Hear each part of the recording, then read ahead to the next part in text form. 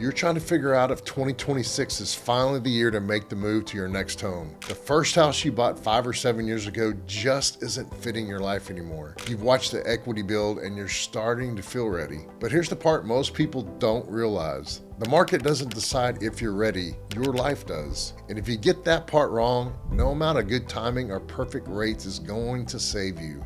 There are 5 things I see catch Southeast Houston families off guard when they're getting ready to move up across Clear Lake, League City, Webster, Friendswood, and Manvel. 2 of them are about your life. 3 are about money you don't see coming. And 1 is the reason most families almost lose the house they actually wanted. So let's talk about it. This is the one that catches more couples than anything else in the whole process. It's not interest rates, not inventory, not whether the market is hot or cooling off right now. The thing that kills more move-up purchases than any market condition out there is 2 people who think they're on the same page, but really they're not. And I'm not talking about the casual version of this where you both kind of nod and say, yeah, we should start looking soon. I'm talking about the real version, the one where you actually say out loud what the timeline really looks like, what the deal breakers are, and what each of you is genuinely afraid of. Here's what I see more often than not. You've got one person who's ready and one person who's quietly waiting for something.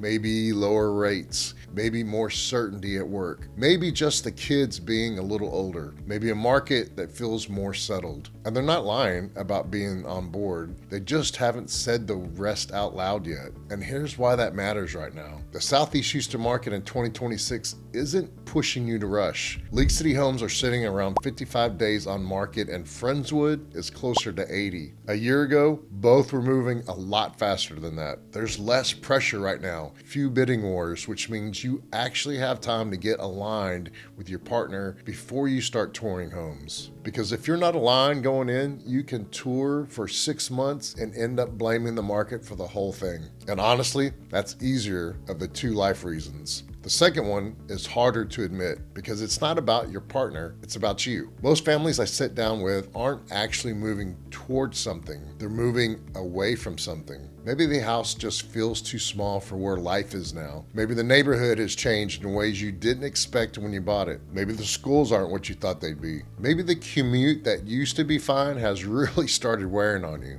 And all of that is real. I'm not dismissing any of it, but here's the question I want you to actually sit with. What are you moving toward? Can you describe the life you want to be living in after this move? Like, what does the neighborhood feel like when you pull up onto the street? What does the backyard look like? What's a Saturday morning look like in the new house? And if your honest answer to any of this is, I really don't know, that's okay, but you need to slow down and figure out that before you start writing offers. Because just having a bigger house and a bigger mortgage payment is not the answer to whatever it is you're trying to escape. That's a pattern I've seen too many times to ignore. Hi, I'm Adam Sanders, the Watchdog Realty Group, and what we just talked through is exactly the conversation I have every move-up family who sits down with me. Real quick, I put together a free Southeast Houston move-up guide that walks through everything we're covering today and a whole lot more. The equity conversation, the lender conversation, the timing framework, and an all-in cost worksheet you can run for any home you're looking at. It's completely free. Just click the link below and it's yours. Reason number 3 is the one that catches the most prepared people. You and your partner are aligned. You know what you're moving toward. And then you tell me, we're thinking about it, but we're just not really sure when. And I get it. Buying and selling at the same time is a huge commitment. Sometimes there's a real timeline driving the decision. Kids changing schools, a lease ending, a job change, a baby on the way. Those are all real reasons that force the issue. But more often than not, when I dig in, the honest answer is, we've been thinking about this for over a year now. We just don't know when. And here's what I've seen unlock more of these decisions than anything else. Sit down with your partner and pick a target date, a month, a year, even just a season. You can always adjust it later if life moves on you, but actually putting a stake in the ground is the biggest stress relief in this whole process. So that's 3 down, 2 to go. And the next 2 are where I see most move-up families actually lose money or lose the house they wanted. If you've stuck with me this far, you already know more than most families walking into this market. But these next 2 reasons are the ones I see cost people the most, either in money they didn't plan to spend or the house they thought they were going to get. And the last one, the one I told you at the start, is the one I want you to really hear. So lean in with me. On paper, this sounds simple.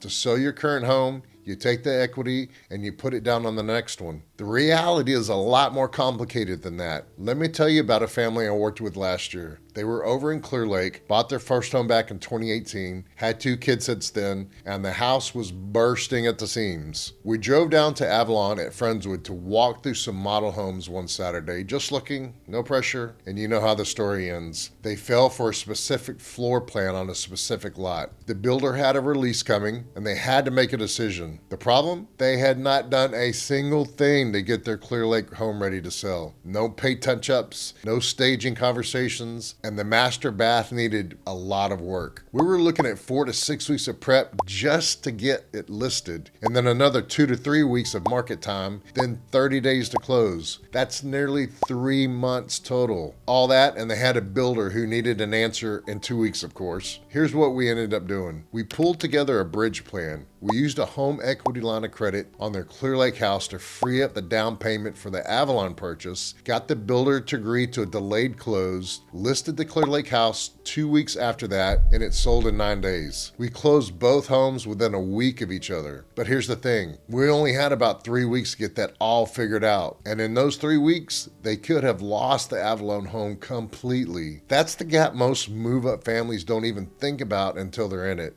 So you've got really 3 options here. You can sell first, which means figuring out where you're going to live in between houses. You can buy first, which means qualifying for 2 mortgages at the same time. Or you can write up a contingent offer, which is a lot harder to get accepted in a competitive situation. None of these plans are wrong. We use all 3 of them with our clients. The point is just to figure out which one fits you before you fall in love with a specific home. Reason number 5 is you haven't run the real numbers yet. There are actually 5 costs that go into your monthly payment on a move-up home in this market. Most families only know about 2 of them, and the 5th one, the one that most people don't hear about until closing, can add $300 to $400 a month that you never planned for. I'll come back to that one, but for now, let me show you the full picture on a $600,000 move-up home in Friendswood, because that's right in the middle of where most of my move-up families land. Let's say you put 20% down. That's $120,000 out of pocket, and you're financing $480,000 at roughly a 6.25 30-year fix, which is roughly where Texas rates are right now. That puts your principal and interest payment of about $29.60 a month. And that's the number most people stop at, but that's not the check you're actually writing every month. Property tax in Friendswood runs about 2.2% on average, and some pockets are even higher than that. On a $600,000 home, that works out to be about $1,100 a month. And here's the part most people don't realize. Property tax in California is around 1.15%. Ours is basically double that. Homeowners insurance down here in coastal Southeast Houston runs about $300 to about $450 a month. And here's the part most families miss. You need windstorm and hail coverage on top of your regular policy. That alone can add $1,500 to $2,500 a year on your premium. HOAs vary a lot by community. Coastal Point in Lake City runs about $90 a month, and Marbella is in that same range. Some older Friendswood neighborhoods don't have an HOA at all, while others can run $100 to $150. So let's call it $50 to $150 a month, depending on where you land. Now, remember that 5th cost I told you about at the start of this section? The one most people don't hear about until closing? This is it. It's called a MUD tax, short for Municipal Utility District. Most of the master plan communities in Southeast Houston sit inside of one of these districts. Marbella, part of Tuscan Lakes, Avalon, Coastal Point, all of them. MUD is an additional tax that gets added on top of your regular property tax. On a $600,000 home in a typical Southeast Houston MUD, you're looking at another cost. So add it all up, you're looking at roughly $4,650 to $5,100 a month, not the $29 $29.60. That's a $1,700 to $2,150 gap between the calculator number and the actual check you're writing every month. And look, I'm not saying this isn't doable. A lot of my clients can absolutely afford this kind of payment, but you want to know the real number before you write the offer, not after, because once you're emotionally attached to a house, the math just doesn't hit the same. That's how people end up house poor in a beautiful home. So here's the bottom line. The move-up families I've worked with who feel the most confident through all of this are the ones who did the work first. They got aligned with their partner. They got clear on what they were moving toward. They put a real date down. They had a plan for the gap, and they ran the real numbers before they ever walked into a model home. If you're thinking about making a move anywhere across Clear Lake, Webster, League City, Friendswood, or Manvel in the next 12 months, I'd love to be the one in your corner. I do free 30-minute consultations, no pressure, no pitch, just an honest conversation about your specific situation, what your home is likely to net, what your buying power actually looks like, and what the timeline should be. The link to book that is right down in the description. And the Southeast Houston Move Up Guide walks you through everything we just covered and a lot more. The equity conversation, the lender conversation, the timing framework, and the all-in cost worksheet you can run for any home you're looking at, and it's completely free. Just click the link and it's yours. I've also discussed next steps. I'm going deep on the question that comes up next every single time. Buy first, sell first, or use a bridge. Which strategy actually fits your situation? If you want to check out that video, just tap or click right here. And if you never want to miss another one, just tap or click right here. Thanks for watching.